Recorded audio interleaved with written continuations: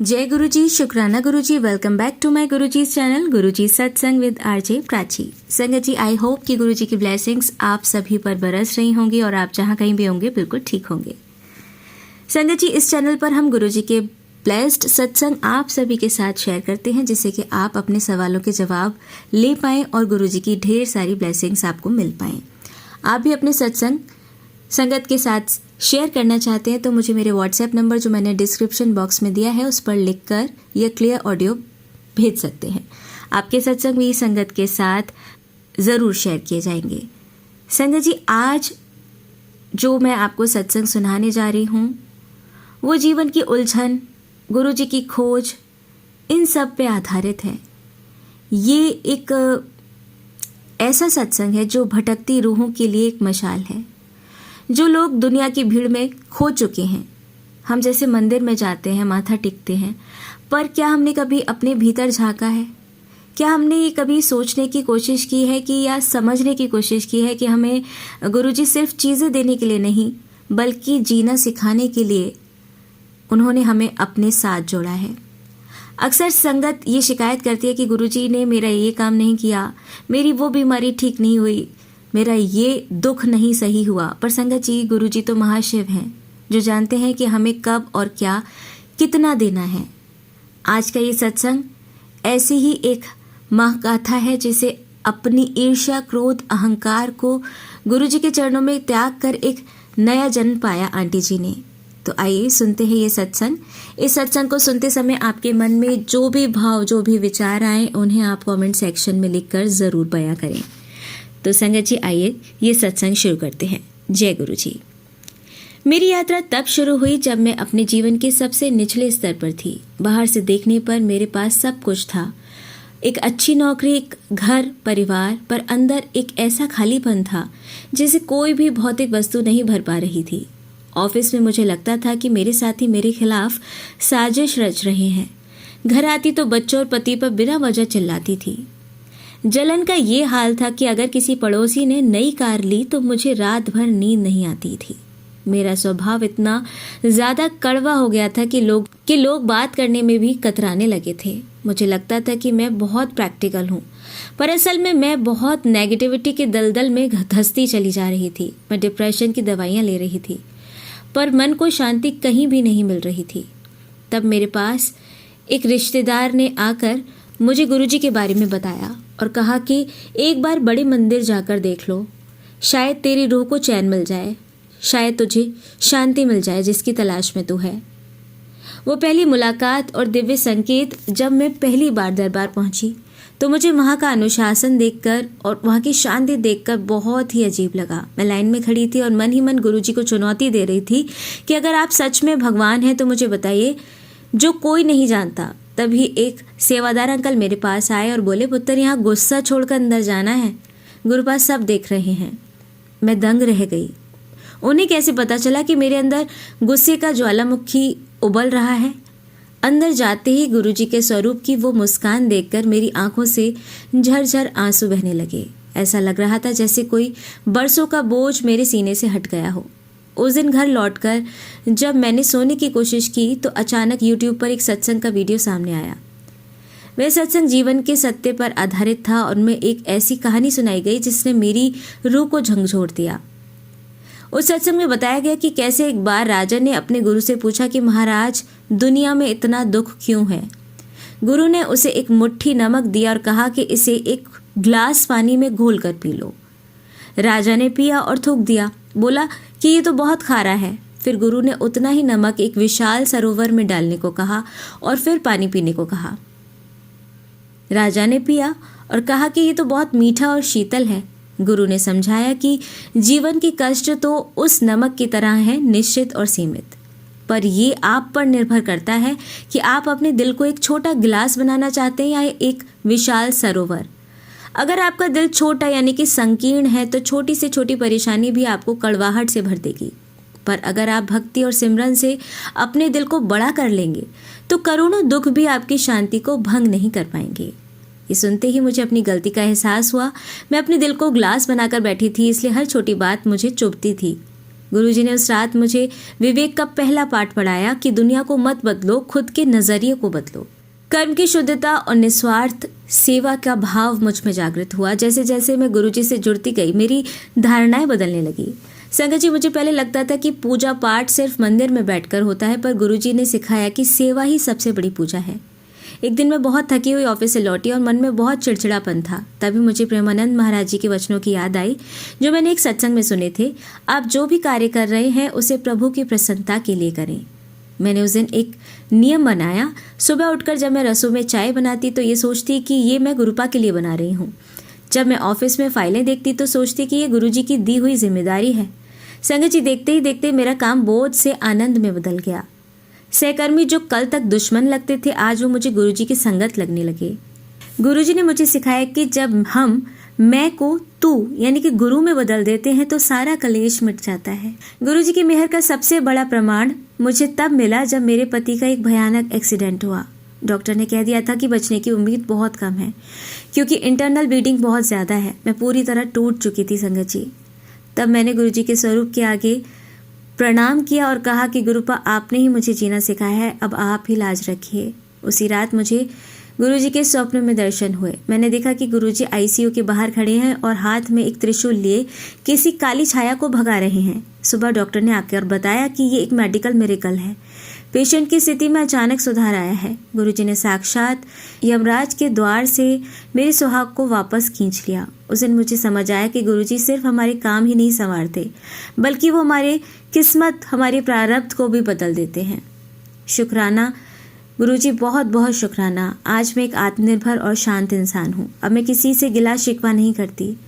गुरुजी ने मुझे सिखाया कि क्षमा करना कमजोरी नहीं बल्कि सबसे बड़ी ताकत है। जो लोग मुझे दुख देते थे, आज मैं उनके लिए भी अरदास करती हूँ, क्योंकि गुरुजी कहते हैं कि बुरा सोचने वाला अपना नुकसान करता है, पर बुरा सहने वाले का रक्षक मैं हूँ। आज मैं आप सभी से ये विनती करती हूँ कि सुख में भी उतना ही शुक्राना करें जितना दुख में अरदास करते हैं। जैसे वो मजदूर कंकड़ गिरने पर ऊपर देखता है, वैसे मत बनिए।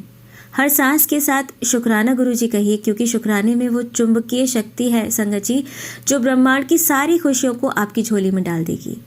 भरोसा रखिए, अगर आप यहाँ तक आए हैं तो आपका कल्याण निश्चित है। गुरुजी का हाथ थामे रखिए, वो आपको भव सागर से पार उतार देंगे। जय गुरुजी, शुक्राना गुरुजी, अनंतम अनंतम शुक्राना गुरुजी मेरे मालिक।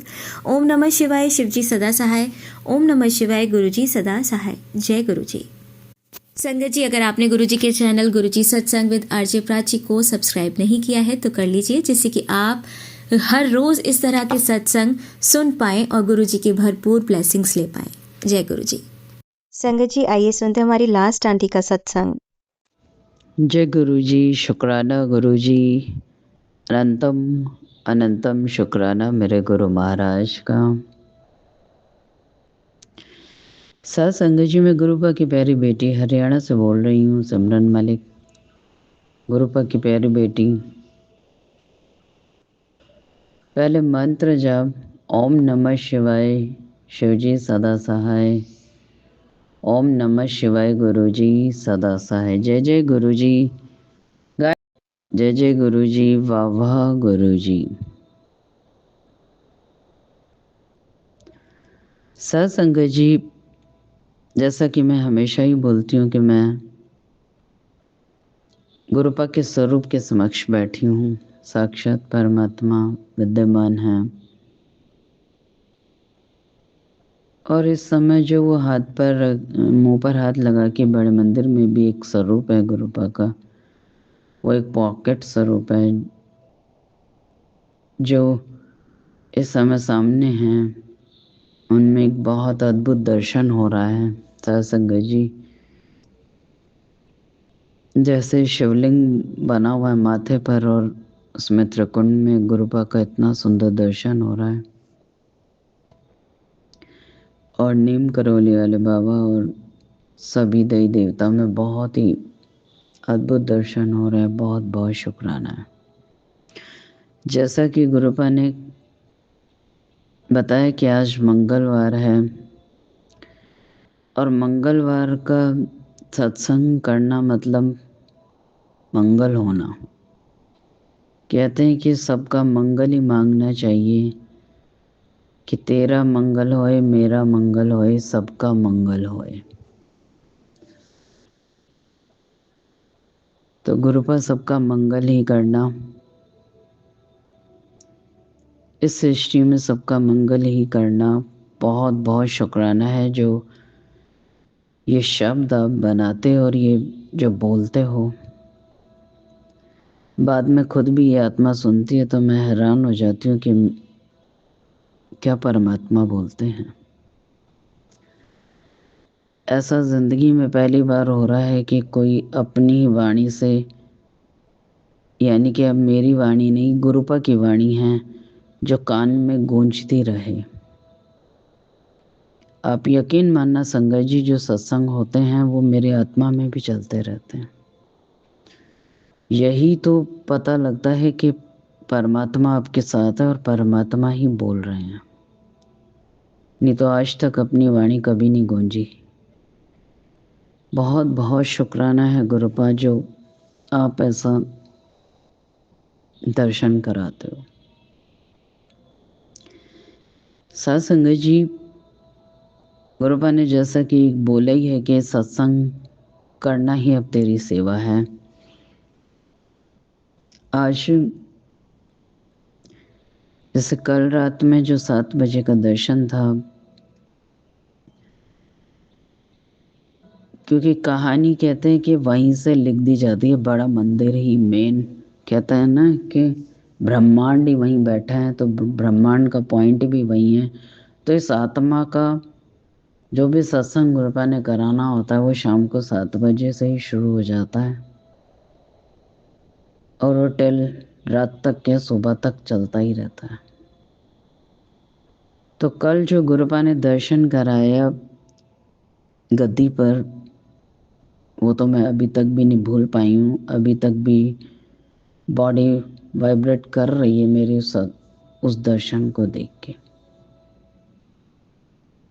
कल जो दर्शन कराया मेरे दाता ने वो था साक्षात शेषनाग बैठे हुए थे, 5 मुख बने हुए थे और गुरुपा शेषनाग के रूप में इतना अद्भुत दर्शन दे रहे थे कि एक एक सांप, क्या मैं कहती हूँ, एक एक रूप उभर के आ रहा था। और कैसे इस आत्मा को दर्शन कराते हैं परमात्मा, वहीं पहुंचा देते हैं। और गुरुपा ने कल एक सत्संग भी सुनवा दिया था दिन में ही कि मेरे असली रूप को देख के डरेगी तो नहीं। तो फिर मैंने सत्संग सुना तो उसमें डॉक्टर पुनीत अंकल के किसी दोस्त का था कि उनको साक्षात ऐसा ही एक ड्रीम दर्शन आया था कि उनके पीछे एक शेष नाग, मतलब कि एक बहुत बड़ा नाग था और जो बहुत तेजी से उनके पीछे भाग रहा था और उनको ढक रहा था। उसने देखा कि एक परछाई सी है तो पीछे मुड़ के देखा तो शेष नाग थे। और जब वो भागते भागते घर में घुस गए तो घर में क्या देखते हैं, छत नहीं थी, ऊपर से शेष नाग ने उनको ढका हुआ था। तब वो एकदम से चौंके कि फिर एकदम से उनको उनकी आत्मा बोल भी उठी, अरे ये तो गुरुजी हैं। तो गुरुजी मुझे यही दिखाना समझाना चाह रहे थे कि मेरे इस रूप को देख के डरेगी तो नहीं। तो साथ संगत जी, आप यकीन मानो कि साक्षात गुरुपा कल, मैं बता रही हूँ ना, जैसे वो कह रहे हैं, खुद ही कह रहे हैं कि तेरी कहानी का लेखक मैं हूँ। अब तेरी एक एक सांस का लेखक मैं हूँ। तू कुछ नहीं सोच रही, तू कुछ नहीं कर रही है। अब साथ संगत जी, तो कल यही हुआ कि उन्होंने मुझे साक्षात शेषनाग का दर्शन हुआ। और पहले भी जैसे गुरुपा ने साक्षात जो बड़े मंदिर में शेषनाग हैं उनके बिल्कुल अद्भुत दर्शन मुझे साक्षात करा चुके हैं गुरुपा।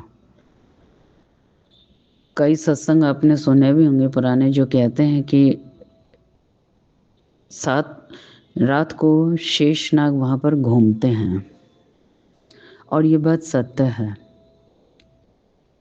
गुरुपा ने इस आत्मा को भी दर्शन कराया साक्षात शेषनाग का।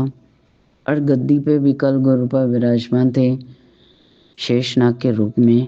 जैसा कि मैंने बताया ही है कि इस आत्मा को वहाँ ले जाते हैं और ऐसे ही जो दर्शन ख़त्म हो जाता है तब भी स्क्रीन पर आप समझ सकते हो कि ब्लैक कलर की स्क्रीन पर सिर्फ मैं दिख रही होती हूँ, यानी कि गुरुपा दिख रहे होते हैं। और गुरुपा इस शरीर में भी कल कोई आसान नहीं होता ऐसे दर्शनों को झेलना। आपकी बॉडी वाइब्रेट करती है, गुरुपा का साक्षात आना कोई आसान नहीं होता। इतनी प्यास लगने लगती है, बॉडी इतनी ज़्यादा आपकी फ्लिकर करने लगती है और हिलने लगती है, क्योंकि परमात्मा साक्षात विद्यमान होते हैं। उन्होंने कल मेरे शरीर में, मेरी चेहरे में भी साक्षात आप समझ सकते हो किसका दर्शन, शेषनाग का दर्शन कराया, जो अभी तक भी बॉडी वाइब्रेट कर रही है मेरी। सत्संगत जी, इतना बड़ा दर्शन था कि रात के 10 बज के मैं वहीं बैठी की बैठी रह गई और ये दर्शन चलता ही रहा कि कैसे इस आत्मा को इतना, तो कहते हैं कि बिन मांगे मोती मिले, मांगे मिले न भीख। जब मैं गुरुजी से मांगती रहती थी मेटलिस्टिक, तो वो मुझे कुछ नहीं मिला, लेकिन उन्होंने मुझे कहा था कि जब तू मांगना बंद कर देगी तुझे मैं वो दूंगा जो मैंने आज तक किसी को नहीं दिया। वास्तव में ही बिन मांगे मोती मिले, मांगे मिले न भीख। उन्होंने मुझे बिना मांगे ही जो दर्शन के मोती दे रहे हैं साध संगत जी, आप समझ नहीं सकते कि वो क्या दे रहे हैं। और गुरुपा ने एक ही बात सिखाई है कि तुझे उदाहरण बनना है, फॉर एग्जाम्पल, कि दुनिया तेरा एग्जाम्पल देगी, ना कि तुझे भीड़ में चल के और किसी के पीछे चलना है। तुझे मैं चला रहा हूँ, मैंने तेरा हाथ पकड़ा है। तो बहुत बहुत शुक्राना है गुरुपा, लख लख बार शुक्राना है। साथ संगत जी, ये भी गुरुपा ने समझा दिया कि गुरुपा बोल रहे थे कि बेटा तेरा वक्त बदलने वाला है, और वक्त ये भी बता दिया कि शिव आपको वक्त आपके भीतर से बदलते हैं, आपको भीतर से इतना मजबूत बना देते हैं कि बाहर के दुख आपको व्यापते नहीं हैं। जैसे कल भी गुरुपा ने बुलवाया था कि तेरे किस्मत में फ़कीरी रहेगी, तो वास्तव में वो फ़कीरी ही है। साथ संगत जी, इस दर्शन के बाद तो बहुत बड़े अद्भुत दर्शन और ऐसे ऐसे दर्शन कराते हैं कि बस पूछो मत। जब मैं बाहर बैठी थी तो 2 ब्लैक, आजकल एक छोटी सी क्या और एक बड़ी सी ब्लैक बटरफ्लाई हमेशा ही उड़ती रहती है। जैसे वो कहते हैं कि ब्लैक बटरफ्लाई का दिखना मतलब ये होता है कि वो आपकी नज़र उतार रहे हैं। तो एक रील आई तो मैं क्या देखती हूँ कि उसमें जिन्हें हम गंदा वर्ड यूज़ करते हैं, बोलते हैं तो हम पता नहीं क्या उनको है, लेकिन वो अर्धनारीश्वर का रूप है, जिन्हें संसार में हिजड़ा कहा जाता है, लेकिन उनका दिखना कहते हैं बहुत शुभ होता है, क्योंकि वह अर्धनारीश्वर हैं। और आपको क्या बताऊं कि एक रील आई और उन्होंने यही एकदम से वहाँ रोकी, तो वो बोलने लगी कि आज तुम्हारी नज़र उतारनी है, तुम्हें बहुत नज़रें लगी हुई हैं।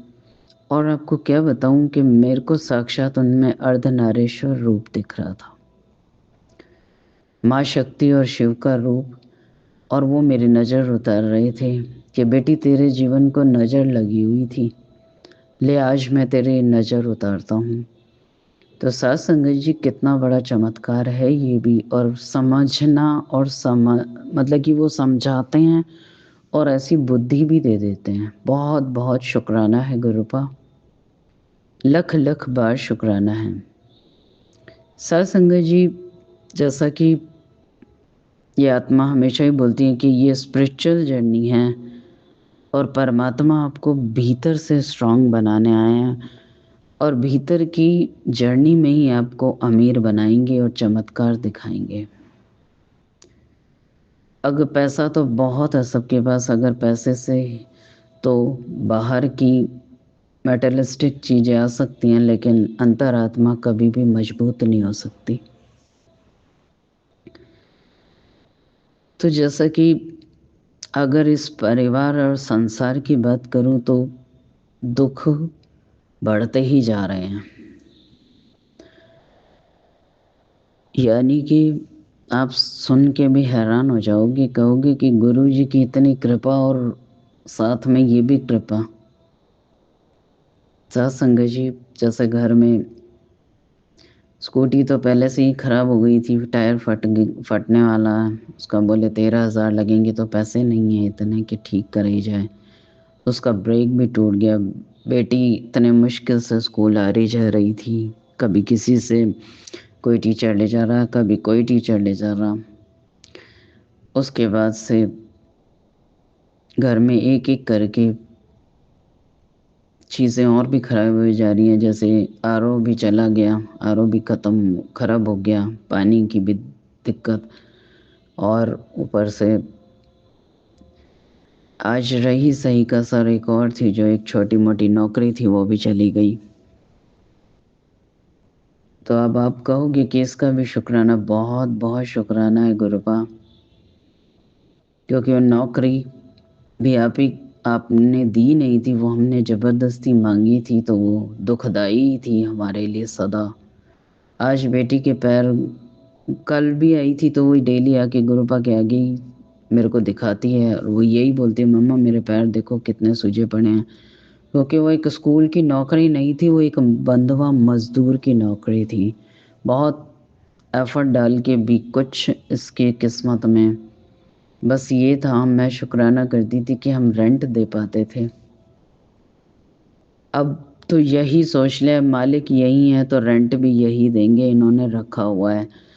ये जीवन भर झेला है दुख, तो अब इन्होंने कल ही बता दिया था कि पुराना पैटर्न बेटा फिर लौटेगा, लेकिन तू वो नहीं होगी। यानी कि जो मैं चिल्लाने लग जाती थी, झल्लाने लग जाती थी, या टेंशन नहीं लेती थी कि अब क्या होगा, अब क्या होगा। साथ संगत जी, हम इंसान ही हैं। थोड़ी देर के लिए तो बहुत ज़्यादा डिप्रेशन सा या टेंशन सी हुई कि अब बताओ, एक नौकरी थी वो भी चली गई, आरओ ख़राब हो गया, स्कूटी ख़राब हो गई, गैस में आग, वो चूल्हा ख़राब हो गया जिसमें वो हटाना ही पड़ गया। बिजली से संबंधित कई चीज़ें, कभी चार्जर ख़राब हो गया, कभी मतलब परेशानियाँ वही हैं और बढ़ जाती हैं। लेकिन अभी गुरुपा ने सिखाया है ना कि शिव भीतर से मजबूत बना देते हैं आपको। तो मैं अभी गुरुपा के समक्ष बैठी थी, मैं यही कह रही थी कि बहुत मुश्किल है इस माया का पार पाना। जे तोड़ तोड़ के भी अगर आप माया से निकाल रहे हो तो प्रभु अब हाथ पकड़े ही रहना। जब हाथ ही निकल गया, जब पूंछ रह गया तो तकलीफ देता ही है। जब जीवन निकल ही गया, मुझे पता है कि मेरे जाने के बाद भी इस बेटी का आपने करना है, और अब भी रहते हुए भी आपने करना है। ना मैं आपसे कोई अरदास करती, भाई ये ज़रूर कहूँगी कि अब जो भी कुछ इसको दो तो सुखदाई देना। जैसा जीवन, वो कहते हैं कि किसी किसी आत्मा का जब वो मुक्ति का द्वार खुल जाता है तो टिल एंड डेथ। अभी मैं गुरु पास जैसे यही सिखा रहे थे कि वो पेन से लिख के और उस पेन को तोड़ दिया जाता है। तो ऐसे ही शायद जब मुक्ति का मेरे लिए द्वार उन्होंने पहले ही करोड़ों जन्मों में मेरी बारी आई है, तो वो पेन तोड़ दिया गया है। क्योंकि इस संसार से और मोह का छूटना बहुत मुश्किल है, माया का। मृत्यु का तो डर वैसे ही निकल गया है, अब इस माया से पार पाना है तो परमात्मा ही ले जाएंगे, वही करने कराने वाले हैं। अब क्या, घर पहले भी यही चला रहे थे, अब भी यही चलाएंगे, तो यही जाने अब क्या होगा। लेकिन अब इतना भी पक्का कर रहे हैं कि अब संसार में किसी को कॉल नहीं करूँगी कि तू आ मेरी ये मदद कर। क्योंकि जब परमात्मा, अगर गुरुजी भगवान हैं तो भगवान को तो बताने की भी ज़रूरत ही नहीं है, फिर क्या बताना है, इनको सब पता है। फिर तो भगवान को बताना मतलब कि हम रोशनी को ही रोशनी दिखा रहे हैं, वो तो डिवाइन लाइट है, हम हैं। कृपा कहते हैं ना कि तुम 0 वाट के बल्ब हो, तो वही सब है। सत्संग जी, वाणी इसलिए धीरे रखी हुई क्योंकि अभी घर में बेटी भी है, ऊपर भी लोग हैं, और ये बेटी की वाणी अब वैसे धीरे नहीं होगी कि दुख में धीरे हो जाए। अब तो एक ही शब्द निकलते हैं, दुखों से चोट खाई ना होती तो कन्हैया तेरी याद ना आती। वास्तव में अगर ये दुख भी ना आते तो ये सही मार्ग भी नहीं मिलता। तो आज मैं यही पहले बोल रही थी कि किस चीज़ का शुक्राना करूं, लेकिन आत्मा में परमात्मा तो बोले नहीं, इस चीज़ का तो मुझे आज सबसे बड़ा शुक्राना करना है। क्योंकि परमात्मा को ब्लेम नहीं करना कि आपने क्या कर दिया। अगर नौकरी भी गई है तो कुछ अच्छा ही सोचा होगा आपने, क्योंकि आपने 2 दिन पहले ही दिखा दिया था, 2-4 दिन पहले होली पे बुलवा ही गए हो कि जो भी कुछ होता है अच्छे के लिए होता है। तो अब क्या पता अच्छा ही कर रहे होगे इसके लिए। इस आत्मा को तो 2 रोटी चाहिए एक टाइम की, वो आप दे रहे हो। ये भी कल एक कहानी सुनाई सात संगत जी गुरुपा ने कि एक सेठ था जिसको आशीर्वाद मिला था कि तेरे पास अब इतनी दौलत दे दी गई है कि तेरी 7 पीढ़ियां राज करेंगी। तो सेठ को ये दुख लग गया कि 7 पीढ़ियां तो ठीक है, मेरी 8वीं पीढ़ी क्या करेगी। वो इसी दुख में दुखी हो गया कि मेरी 8वीं पीढ़ी क्या करेगी। वो भागा गया एक संत के पास, बोला अब कोई रास्ता बताओ कि 7 पीढ़ियों का तो इंतज़ाम हो गया, तो 8वीं पीढ़ी क्या करेगी। बोले भाई 8वीं पीढ़ी तेरी क्या करेगी, ऐसा कर, एक बुढ़िया का घर है लास्ट में, अम्मा का, और जाके उससे बात कर, उसको तू आधा किलो अनाज दे दिया कर। बोला आधा किलो क्या, मैं तो टनों दे दूंगा अगर मेरी 8वीं पीढ़ी का इंतज़ाम हो जाएगा तो। उसके पास भागा गया तो बोले कि 8 पीढ़ियों का कि बोले उनसे बोले मैया तुम्हें क्या चाहिए।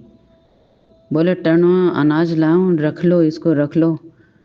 बोले टनों अनाज लाया है, मुझे नहीं चाहिए। बोले क्यों, रख लो रख लो, बस आपको रखना ही पड़ेगा। बोले क्यों रख लूं।